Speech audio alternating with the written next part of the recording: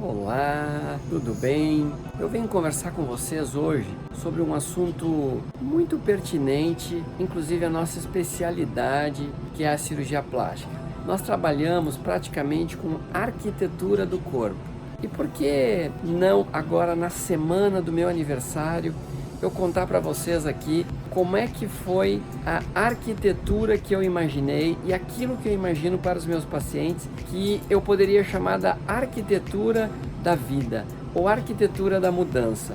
Em primeiro lugar, eu queria parabenizar todos os meus colegas cirurgiões plásticos pelo Dia do Cirurgião Plástico, que foi ontem, dia 7 de dezembro, e para que todos nós continuemos trabalhando para a arquitetura do nosso corpo. Como que eu imagino para os meus pacientes a arquitetura da nossa vida? Eu já falei aqui em alguns vídeos a respeito disso e falei que existe quando a gente decide ou quando a gente nota que precisa de uma mudança. Essas mudanças elas têm umas fases pelas quais a gente passa. A primeira fase a gente chama pré-contemplação. A gente acha que precisa mudar. Depois vem a fase da contemplação, que a gente começa a ver que realmente a gente precisa mudar. Depois dessa fase da esperança vem a determinação. Eu já juntei tudo aquilo que ou eu li em livros ou que eu conversei com os médicos e que eu acredito que vai ser bom para mim. Eu vou tomar uma ação e daí eu vou começar essa mudança. E depois vem a última fase, que é a fase de manutenção. O ser humano ele é incrível. Ele aprende as coisas, ele vê que funciona e volta e meia ele dá uma fugidinha. É como que se eu me livrasse do glúten, por exemplo, e eu volta e meia comesse um pouquinho do glúten, que eu vou levar 2 a 6 meses para me livrar daquele efeito maléfico que ele poderá fazer no meu organismo. Então é quase como se fosse roubar um pouquinho só, né? Roubar um pouquinho só não tem problema, eu vou abrir a porta para o ladrão roubar um pouquinho na minha casa, né? Não para ele roubar tudo, certo? Isso é o mesmo que a gente faz quando a gente utiliza esse mecanismo. Eu montei aqui alguns passos para mostrar para vocês como que eu, na verdade, consegui fazer as modificações e o que eu acredito que seja muito bacana para que você siga, para que você arquitete a mudança que você quer na sua vida.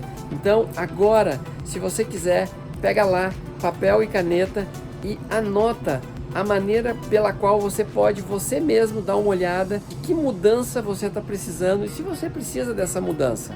Então, se você quiser, dá para você fazer um quiz com essas perguntas que eu vou colocar e você pode dar 5 respostas. 5 respostinhas. Você está extremamente disposto, se você está um tanto disposto, se você está neutro em relação a isso, se você está um tanto resistente ou nem um pouco disposto. Você vai ter 5 respostas para cada pergunta que você poderá avaliar qual é o seu empenho com a mudança. A primeira pergunta, então, que a gente se faz é: modificar a dieta e modificar a alimentação, o quanto eu estou disposto? Você pode responder conforme essas respostas que eu te dei. Se você está extremamente disposto, se você está um tanto disposto, se você está neutro em relação a isso, se você está um tanto resistente ou nem um pouco disposto a modificar a dieta e a alimentação. Dentro desse item, você poderá ver os alimentos que você poderá ter problemas com esses alimentos e já começar a detectar. Então, agora vamos passar para a segunda pergunta, que eu acredito seja muito importante para a mudança. Você está disposto a modificar o seu estilo de vida? Então, em relação ao estilo de vida, para mim, o principal item é a relação do trabalho. O problema não é o quanto a gente trabalha, não é o trabalho da gente muitas vezes, mas é o como a gente trabalha. E para isso você também vai ter aquelas 5 respostinhas. Você está extremamente disposto, se você está um tanto disposto, se você está neutro em relação a isso, se você está um tanto resistente ou nem um pouco disposto. Vamos para o terceiro questionamento em relação à mudança. É registrar aquilo que a gente come, em relação ao tipo de alimento que você come e ligado aos sintomas daquilo que você tem. O que eu como diariamente? Eu estou extremamente disposto a fazer uma mudança com isso que eu como, se me faz mal. Você está um tanto disposto, você está neutro em relação a isso, se você está um tanto resistente ou nem um pouco disposto. Então aí você vai começando a ver o que é que está acontecendo no seu dia a dia e na sua vida. A quarta mudança ou a quarta pergunta dentro dessa arquitetura do estilo de vida que você quer ter. Então, você pratica alguma técnica de relaxamento diariamente? Você faz meditação ou você faz alguma oração diariamente? Colocar na sua vida uma meditação diária, pode ser uma meditação guiada, que existem muitas meditações guiadas hoje disponíveis no YouTube, mas se você quiser começar simplesmente por uma oração matinal ou por uma oração noturna, também está muito bom. 5 respostinhas, você está extremamente disposto, se você está um tanto disposto, se você está neutro em relação a isso, se você está um tanto resistente ou nem um pouco disposto. Geralmente é muito importante que a gente acorde, que a gente agradeça e que a gente pode até usar uma oração que é muito conhecida, por exemplo, que é o Ho Oponopono. E a gente tem todo dia a oportunidade de agradecer a hora que acorda e depois de agradecer por tudo que a gente fez ao longo do nosso dia. Eu acredito que isso seja de extrema importância. A quinta pergunta: você se exercita regularmente? Se isso é algo que você está extremamente disposto, se você está um tanto disposto, se você está neutro em relação a isso, se você está um tanto resistente ou nem um pouco disposto. Depois, o sexto item. O sexto item seria em relação ao seu dormir.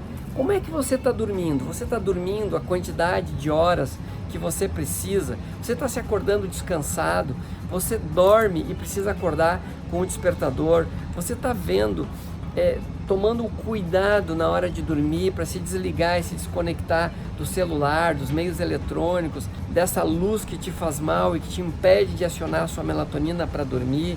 A higiene do seu sono, como que tá? Você pode dar uma olhadinha que nós temos no nosso canal do YouTube, inclusive um vídeo falando a respeito disso. E para isso, você também vai ter essas respostas. Se você está extremamente disposto, se você está um tanto disposto, se você está neutro em relação a isso, se você está um tanto resistente ou nem um pouco disposto.